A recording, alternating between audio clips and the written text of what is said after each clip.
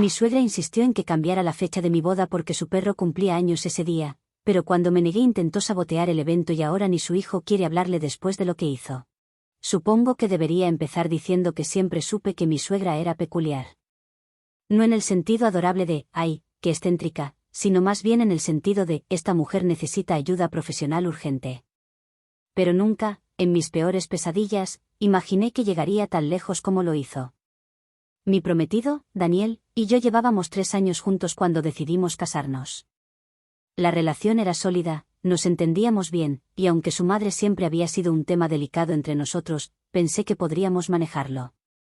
Daniel me había advertido que su mamá, Patricia, era muy apegada a él. Era hijo único, su padre había muerto cuando él tenía 15 años, y básicamente ella había construido su vida entera alrededor de Daniel y de su perro, un Golden Retriever llamado Maximus. Sí, Maximus. Como el gladiador. Porque aparentemente su perro necesitaba un nombre épico. La primera vez que conocí a Patricia fue en su casa. Llegué con flores, vestida apropiadamente, sonriendo como idiota porque quería causar buena impresión. Ella abrió la puerta, me miró de arriba abajo con una expresión que solo puedo describir como desdén calculado, y me dijo que Daniel no estaba, que había ido al supermercado. Cuando le expliqué que él me había dicho que nos veríamos allí a las 5, ella me aseguró que yo debía haber entendido mal.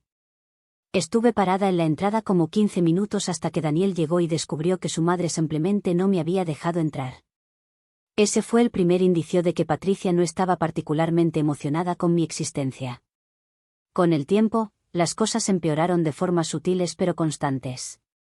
Patricia comentaba que mi ropa era demasiado llamativa, que mi risa era muy ruidosa, que mi familia era demasiado humilde comparada con la de ellos. Daniel siempre la defendía diciendo que era su forma de ser, que yo no debía tomármelo personal, que ella solo necesitaba tiempo para acostumbrarse. Yo intentaba ser comprensiva porque entendía que para ella era difícil aceptar que su hijo ya no era solo suyo. Pero nada me preparó para lo que pasó cuando anunciamos la fecha de la boda. Habíamos elegido el 15 de octubre. Era otoño, el clima sería perfecto, la disponibilidad del lugar que queríamos estaba confirmada, y tanto mi familia como la mayoría de nuestros amigos podían asistir. Estábamos emocionados. Le dijimos a Patricia durante una cena en su casa, esperando que al menos fingiera estar contenta por nosotros. Ella dejó el tenedor en el plato con un golpe seco y me informó que esa fecha era absolutamente inaceptable. Cuando le pregunté por qué, me explicó que el 15 de octubre era el cumpleaños de Maximus. Su perro. Su maldito perro cumplía años ese día y ella no iba a perderse la celebración por una boda. Pensé que estaba bromeando. Me reí. Fue un error.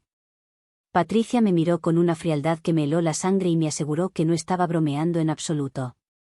Me dijo que cada año celebraba el cumpleaños de Maximus con una fiesta completa, invitaba a sus amigas y sus perros, tenía pastel especial para mascotas, decoraciones temáticas, y que era una tradición que no pensaba romper. Me sugirió que eligiéramos otra fecha, cualquier otra, porque ella no iba a sacrificar el cumpleaños de su perro por mi boda. Daniel intentó razonar con ella. Le explicó que ya habíamos pagado el anticipo del lugar, que las invitaciones estaban en proceso de impresión, que cambiar la fecha a estas alturas sería un caos logístico y económico. Patricia se mantuvo firme. Me dijo que si yo realmente amaba a Daniel, encontraría la manera de ajustarme a las necesidades de su familia. Cuando le recordé que yo también era parte de su familia ahora, ella me respondió que eso estaba por verse. Salimos de su casa esa noche con Daniel disculpándose una y otra vez. Me prometió que hablaría con su madre, que le haría entender. Yo estaba demasiado atónita para estar realmente enojada todavía. Era tan absurdo que casi parecía surreal. Los días siguientes fueron una batalla constante. Patricia llamaba a Daniel todos los días, a veces varias veces al día, insistiéndole que cambiáramos la fecha. Le mandaba mensajes largos explicándole lo importante que era Maximus para ella, como el perro la había acompañado en sus momentos más difíciles después de la muerte de su esposo, como no podía creer que su propio hijo pusiera una boda por encima del bienestar emocional de su madre. Daniel estaba exhausto. Yo estaba furiosa. No solo porque Patricia estaba siendo ridícula, sino porque Daniel parecía estar considerando seriamente ceder ante ella. En una de nuestras discusiones, me dijo que tal vez podríamos mover la boda una semana, que no sería tan complicado. Le pregunté si hablaba en serio, si realmente estaba sugiriendo que reorganizáramos nuestra boda por el cumpleaños de un perro. Me respondió que era el perro de su madre, que tenía un significado especial para ella, que solo estaba pidiendo una semana. Tuvimos nuestra primera pelea real esa noche. Le dije que si cedíamos ante esto, Patricia nunca pararía, que estableceríamos un precedente terrible donde ella tendría poder de veto sobre todas nuestras decisiones importantes. Daniel me acusó de ser insensible, de no entender la relación que su madre tenía con Maximus, de no querer hacer un pequeño sacrificio por la paz familiar. Al final, no cambiamos la fecha. Le dije a Daniel que era mi línea roja, que si él quería casarse conmigo, sería el 15 de octubre o no sería. Fue un ultimátum duro, pero necesario. Daniel, después de mucha angustia, le informó a su madre que la fecha se mantenía y que esperaba que ella estuviera presente. Patricia me dejó de hablar por completo. Cuando Daniel iba a visitarla, ella actuaba como si yo no existiera, no preguntaba por mí, no mencionaba la boda. Daniel me aseguraba que eventualmente se le pasaría, que solo necesitaba tiempo para aceptarlo. Yo no estaba tan segura. 2 meses antes de la boda, Patricia llamó a Daniel llorando. Le contó que Maximus estaba enfermo, que el veterinario había dicho que probablemente no llegaría a octubre, que quería que Daniel pasara todo el tiempo posible con el perro antes de que muriera. Daniel, destrozado, empezó a visitar a su madre casi todos los días. Yo lo acompañé un par de veces, pero Patricia me ignoraba tan ostensiblemente que dejé de ir. Una tarde, mientras Daniel estaba con su madre, decidí llamar al veterinario que supuestamente había dado el diagnóstico fatal. Me hice pasar por la asistente de Patricia y pedí actualización sobre el estado de Maximus. La recepcionista, después de revisar, me informó que Maximus había tenido un chequeo rutinario hacía 3 semanas y que estaba perfectamente sano, que ni siquiera tenía nada grave en su historial reciente. Patricia estaba mintiendo. Estaba usando a su propio perro para manipular emocionalmente a Daniel. Cuando confronté a Daniel con esta información, él no quiso creerme. Me dijo que yo estaba siendo paranoica, que su madre no haría algo así, que el veterinario probablemente se había confundido de registro. Le sugerí que fuera con Patricia al próximo chequeo de Maximus para escuchar el diagnóstico directamente del veterinario. Se puso a la defensiva, me acusó de querer crear problemas donde no los había. Pero al día siguiente, Daniel llamó al veterinario. Confirmó lo que yo le había dicho. Maximus estaba bien. No había ningún diagnóstico terminal. Patricia había inventado toda la historia. Daniel estaba devastado. Confrontó a su madre, quien admitió que había exagerado la situación porque quería que él entendiera lo importante que era Maximus para ella, que pensó que si él veía cuánto sufriría ella por perder al perro, comprendería por qué la fecha de la boda era tan problemática. Daniel le dijo que lo que había hecho era imperdonable, que mentir sobre la salud de Maximus para manipularlo era cruzar una línea que no debería haberse cruzado. Patricia lloró, se disculpó, prometió que asistiría a la boda y que se comportaría. Daniel, queriendo creer en su madre, aceptó la disculpa. Yo no me lo creí ni por un segundo, pero tampoco tenía pruebas de que planeara hacer algo más. Los preparativos continuaron. Las invitaciones se enviaron, el menú se confirmó, mi vestido estaba listo. Patricia seguía distante pero al menos respondía cuando Daniel le hablaba. Yo seguía con esa sensación incómoda de que algo iba a salir mal, pero intentaba enfocarme en lo positivo. Faltando 3 semanas para la boda, empezaron a pasar cosas extrañas. El florista nos llamó diciendo que alguien había cancelado nuestro pedido, alegando ser yo. Tuve que llamar yo misma para aclarar que no había cancelado nada y reconfirmar todo. Luego fue el fotógrafo, quien recibió un correo supuestamente mío diciendo que habíamos decidido hacer la sesión de fotos nosotros mismos con cámaras digitales y que ya no necesitábamos sus servicios. Después fue el DJ, quien me dijo que una mujer que se identificó como mi suegra lo había contactado para informarle que la boda se había pospuesto indefinidamente. Todas las llamadas provenían de números privados o correos de cuentas desechables, así que no había forma de rastrearlas directamente. Pero no hacía falta ser detective para saber quién estaba detrás de todo esto. Actualización 1. Han pasado 2 semanas desde que empezaron los intentos de sabotaje y las cosas han escalado de formas que francamente me parecen sacadas de una película mala. Después del incidente con el fotógrafo y el DJ, Daniel finalmente aceptó que su madre estaba activamente tratando de arruinar nuestra boda. Fue a confrontarla directamente, sin avisarle que iba, y la encontró con una lista de todos nuestros proveedores pegada en su refrigerador. Cuando le preguntó qué significaba eso, Patricia le dijo que solo estaba anotando los detalles de la boda para poder ayudar si necesitábamos algo. Daniel le preguntó específicamente si había contactado a alguno de ellos. Ella negó todo, pero su actuación no fue precisamente convincente.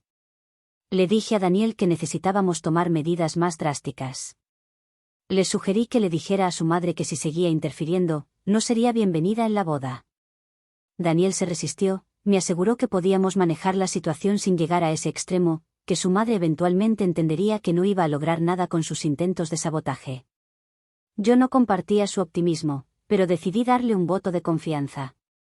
Contraté a mi prima Andrea, quien trabajaba en recursos humanos y tenía experiencia rastreando comportamientos problemáticos, para que me ayudara a documentar todos los intentos de sabotaje. Creamos un expediente completo con fechas, detalles de cada incidente, capturas de pantalla de los correos sospechosos, y confirmaciones de los proveedores sobre quién los había contactado. Andrea me sugirió que también instaláramos un sistema de contraseñas con todos los proveedores, donde cualquier cambio solo se podría hacer si yo proporcionaba una palabra clave específica. Implementamos el sistema inmediatamente. Patricia debió darse cuenta de que sus tácticas ya no funcionaban, porque los intentos de cancelación se detuvieron. Pensé que finalmente había desistido. Qué ingenua fui.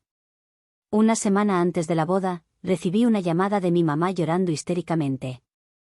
Me dijo que Patricia la había contactado para informarle que Daniel y yo habíamos decidido cancelar la boda porque yo lo había engañado con un compañero de trabajo. Mi mamá, destrozada, quería saber si era verdad, si todo había sido una mentira, si realmente había arruinado mi relación.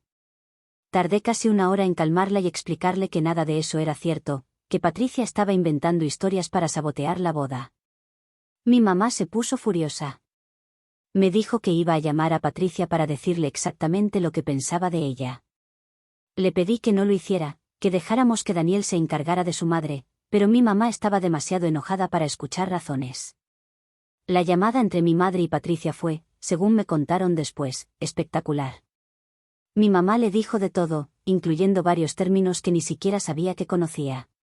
Patricia se defendió diciendo que solo estaba tratando de proteger a su hijo de una relación que claramente no era saludable, que yo era manipuladora y que estaba alejando a Daniel de su familia.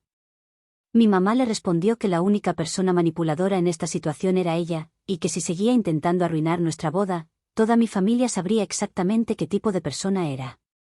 Daniel estaba mortificado. Fue a ver a su madre esa misma noche y le dijo que si hacía un solo movimiento más, no solo no estaría invitada a la boda, sino que él cortaría contacto con ella por tiempo indefinido.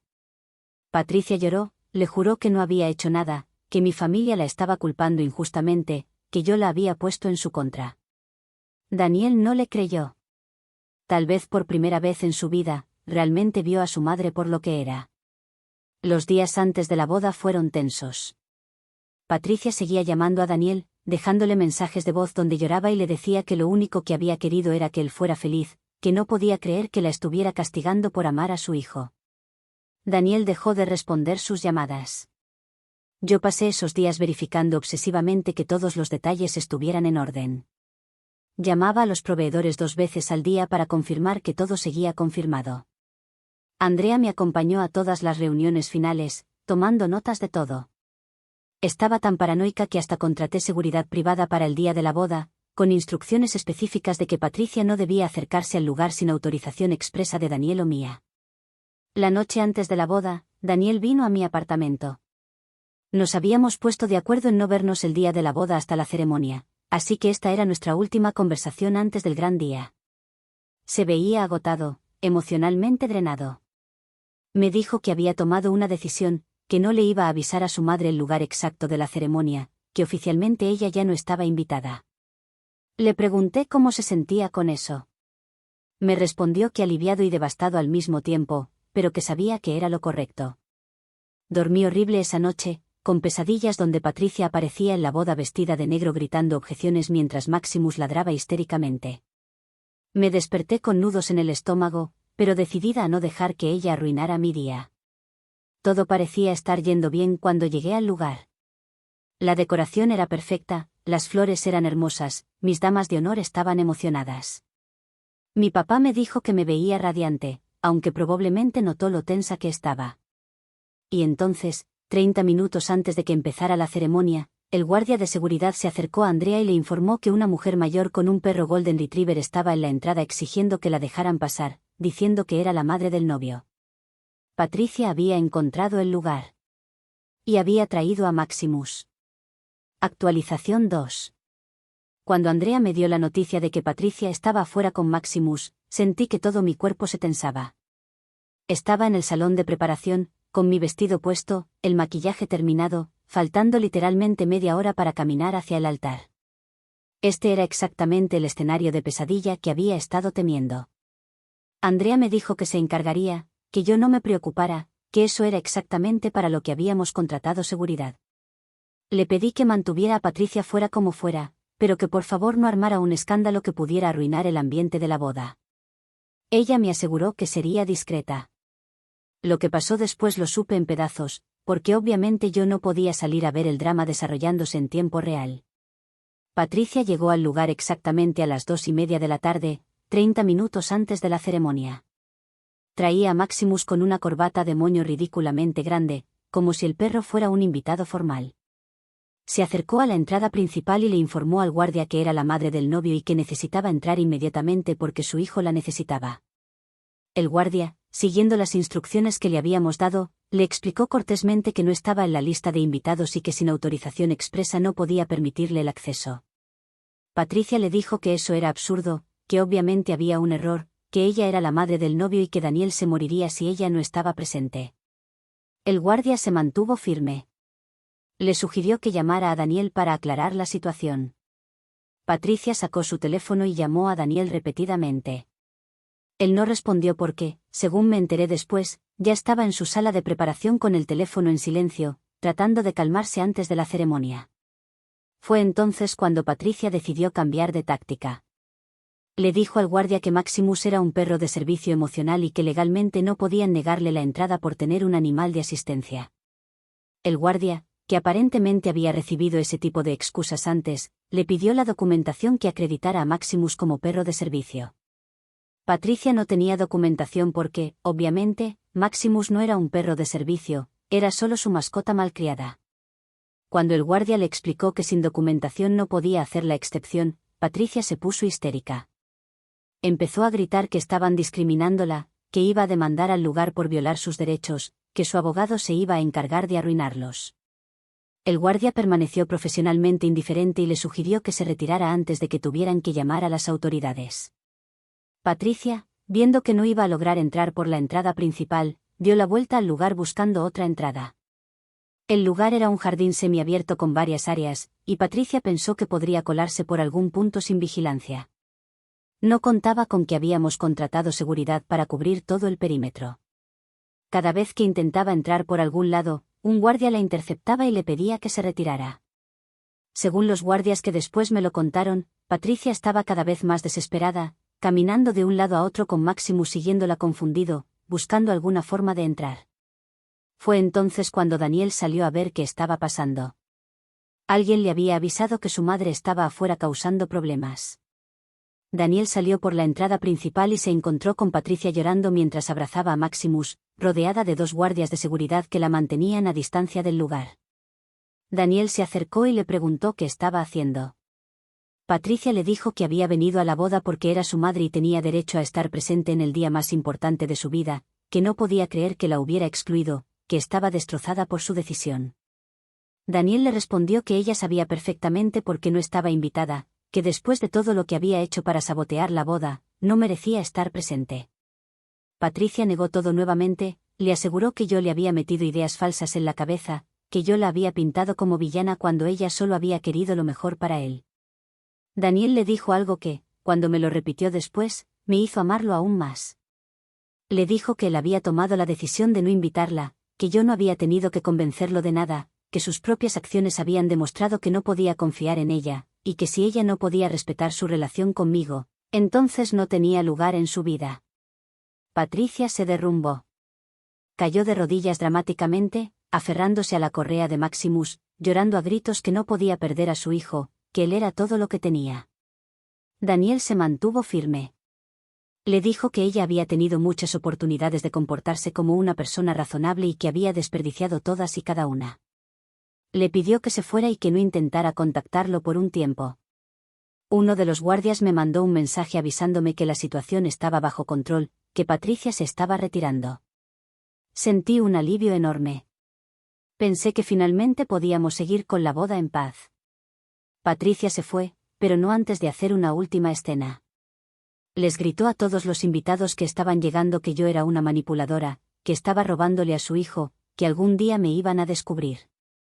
Los invitados, incómodos, simplemente la ignoraron y entraron al lugar. La ceremonia comenzó a tiempo. Caminé hacia el altar con mi padre, vi a Daniel esperándome con una sonrisa enorme, y por un momento todo lo demás desapareció. Nos casamos rodeados de gente que realmente nos quería, sin drama, sin interrupciones. Fue perfecto. Pero sabía que esto no había terminado con Patricia. Actualización 3. 2 días después de la boda, cuando todavía estábamos procesando todo lo que había pasado y disfrutando de los primeros momentos como matrimonio, recibimos una notificación legal. Patricia nos estaba demandando. La demanda alegaba que yo había manipulado a Daniel para alienarlo de su madre, que habíamos violado sus derechos al negarle acceso a la boda, y que el lugar había discriminado contra ella por tener un perro de servicio. Pedía compensación económica por daño emocional, disculpa pública, y que se anularan las órdenes de restricción implícitas que supuestamente habíamos impuesto. Daniel estaba destrozado. No podía creer que su propia madre hubiera llegado tan lejos. Yo estaba furiosa pero no sorprendida. Era exactamente el tipo de movimiento desesperado que esperaba de Patricia. Contratamos un abogado.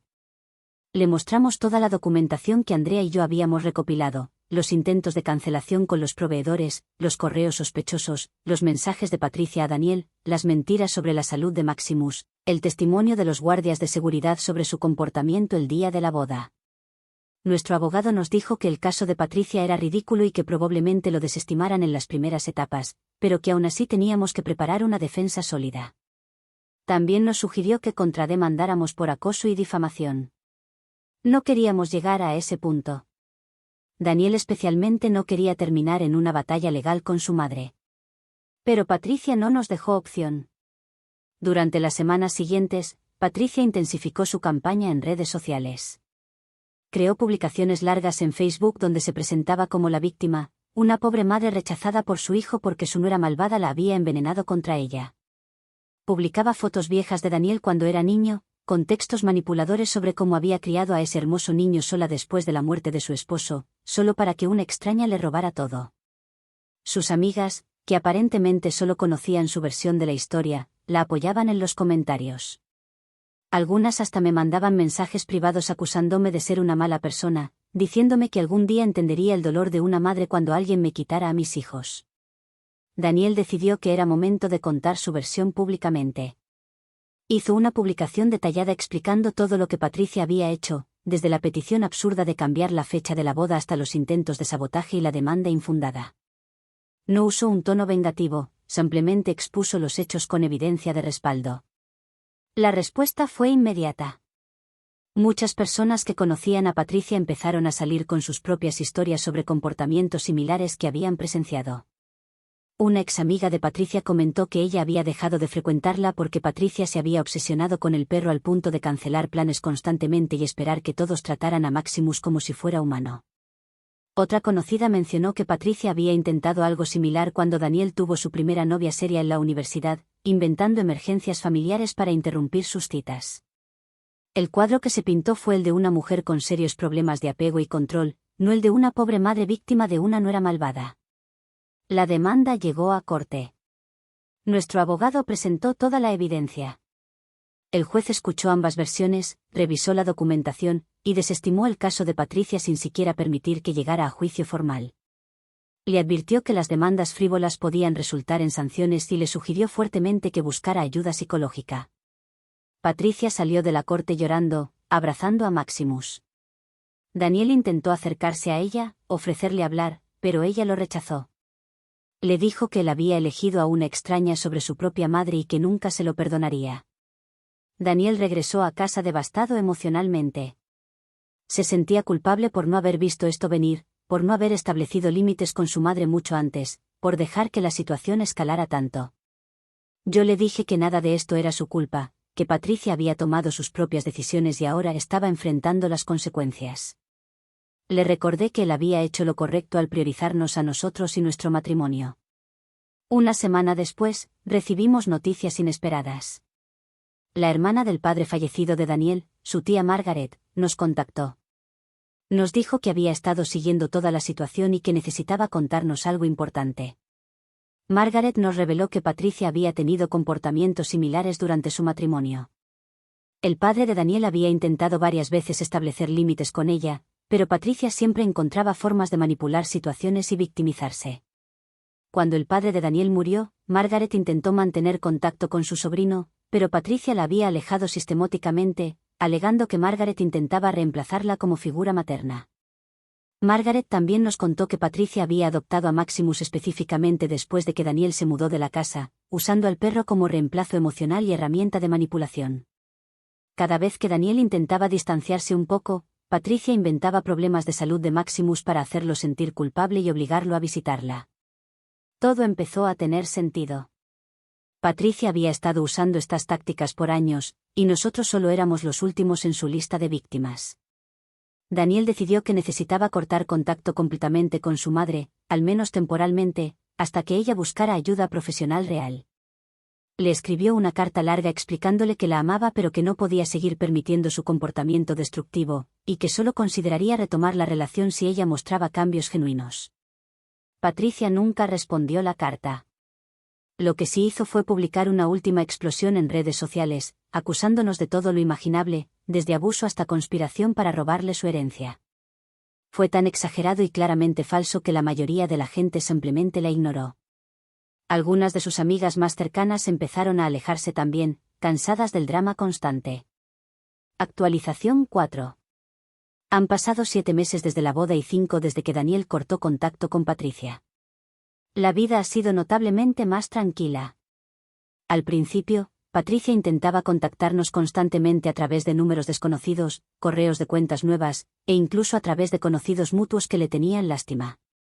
Daniel bloqueó cada intento y eventualmente los mensajes se detuvieron.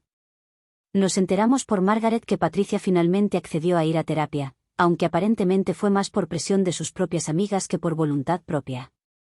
No sabemos si está tomándolo en serio o simplemente va para poder decir que fue. Honestamente, ya no es nuestra responsabilidad.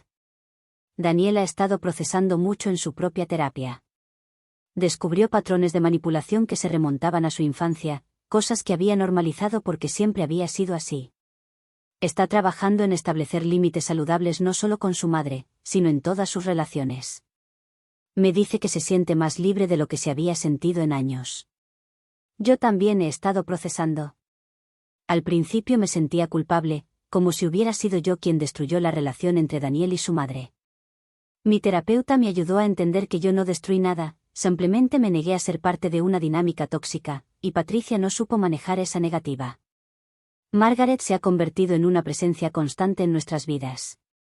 Es la familia que Daniel siempre mereció tener, alguien que lo apoya sin condiciones absurdas ni manipulación emocional. Hemos pasado varios domingos en su casa, escuchando historias sobre el padre de Daniel que Patricia nunca le había contado. En cuanto a Maximus, nos enteramos que está bien. Margaret mantiene contacto ocasional con Patricia y nos confirmó que el perro sigue siendo tan malcriado y sobrealimentado como siempre. Al menos Patricia no está usando su salud inventada para manipular a nadie más. Nuestro matrimonio es sólido. Pasamos por una prueba de fuego antes incluso de casarnos y salimos del otro lado más unidos. Daniel me dice frecuentemente que me agradece por no haberle permitido ceder ante su madre, por haberle mostrado que era posible establecer límites sin que eso lo convirtiera en mal hijo. No sé si algún día Patricia buscará genuinamente reparar su relación con Daniel. Si lo hace, será decisión de él si quiere darle esa oportunidad. Yo lo apoyaré en lo que decida, pero con la claridad de que nunca más permitiré que nadie, ni siquiera su madre, intente sabotear nuestra vida juntos. A veces pienso en lo absurdo de todo esto. Una fecha de boda, un cumpleaños de perro, y una mujer incapaz de ver que estaba destruyendo su relación con su hijo con sus propias manos. Es casi cómico si no fuera tan triste.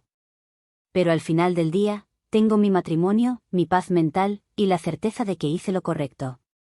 Patricia puede seguir viviendo en su mundo donde ella es la víctima eterna y todos los demás son los villanos. Yo voy a seguir construyendo mi vida con Daniel, una vida donde los cumpleaños de perros no tienen más peso que cualquier otra celebración normal, y donde las decisiones importantes las tomamos juntos, sin interferencias externas. Margaret nos preguntó hace una semana si consideraríamos tener hijos pronto. Daniel y yo nos miramos y nos reímos. Le dijimos que primero queríamos disfrutar de nuestro matrimonio en paz, sin dramas familiares. Aunque eventualmente si queremos hijos, necesitamos asegurarnos de que cuando lleguen, lo hagan a un ambiente estable y libre de toxicidad.